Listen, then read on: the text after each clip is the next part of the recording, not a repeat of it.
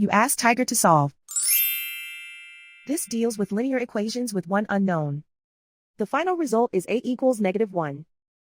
Let's solve it step by step. Group all a terms on the left side of the equation. Add 3a to both sides. Group like terms. Simplify the arithmetic. Group like terms.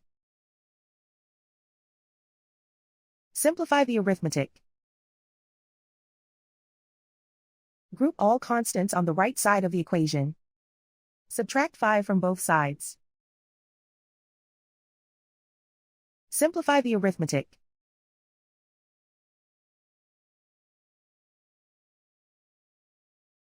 Isolate the a.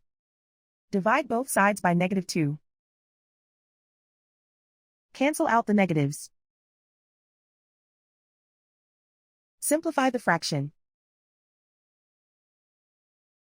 Move the negative sign from the denominator to the numerator.